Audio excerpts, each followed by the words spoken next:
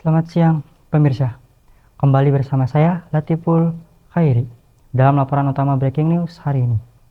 Sore ini, kita akan menyoroti sebuah kasus hukum yang sangat memilukan sekaligus menggemparkan publik yang terjadi di lingkungan pendidikan agama di Kabupaten Pati, Jawa Tengah. Setelah menjadi teka-teki selama beberapa waktu, drama pelarian pimpinan Pondok Pesantren Ndolo Kusumo berinisial AS yang diduga melakukan tindak kekerasan seksual terhadap puluhan santriwatinya akhirnya menemui titik akhir di tangan aparat kepolisian. Upaya tersangka AS untuk menghindari jeratan hukum tergolong cukup licin dan penuh dengan upaya manipulatif. Tersangka dilaporkan sempat berpindah-pindah lokasi persembunyian lintas provinsi, mulai dari wilayah Kudus, kemudian bergerak menuju Bogor dan Jakarta, hingga akhirnya terdeteksi berada di Solo. Namun, langkah pelarian sang kiai tersebut akhirnya terhenti secara dramatis di wilayah Wonogiri pada Kamis 7 Mei yang lalu. Informasi mengejutkan menyebutkan bahwa selama di Wonogiri, tersangka bersembunyi di kediaman seorang juru kunci di sebuah situs pertilasan dengan harapan jejaknya tidak terendus oleh pihak berwajib.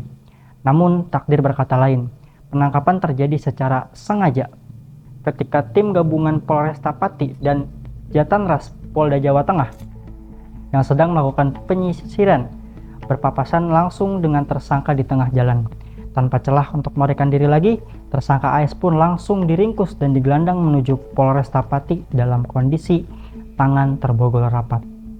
Berdasarkan pengembangan penyidikan yang dilakukan oleh pihak kepolisian, fakta memilukan terungkap bahwa dugaan praktik kekerasan seksual ini telah berlangsung secara sistematis dalam kurun waktu yang cukup lama, yakni sejak tahun 2020 hingga tahun 2024. Polisi menyebutkan bahwa setidaknya ada 50 santriwati yang menjadi korban, dan atas tindakan tersebut, tersangka AS kini terancam dijerat dengan tindakan tersebut dengan Undang-Undang Perlindungan Anak, hukuman penjara paling lama 15 tahun. Sebagai langkah tegas atas pelanggaran berat ini, Kementerian Agama Kabupaten Pati secara resmi telah mencabut izin operasional menutup total kegiatan di Pondok Pesantren Ndolo Kusumo.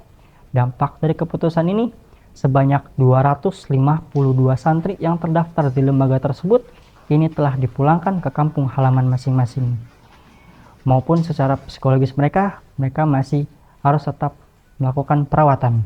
Dan demi menjamin keamanan fisik maupun psikologis mereka, proses hukum terus berjalan. Masyarakat kini menanti keadilan yang seadil-adilnya bagi para korban yang masa depannya telah dirampas. Demikian laporan mendalam mengenai perkembangan kasus di Kabupaten Pati. Kami akan terus memperbarui informasi ini seiring dengan berjalannya proses persidangan nantinya. Saya Latiful Khairi, pamit undur diri. Terima kasih atas perhatian Anda.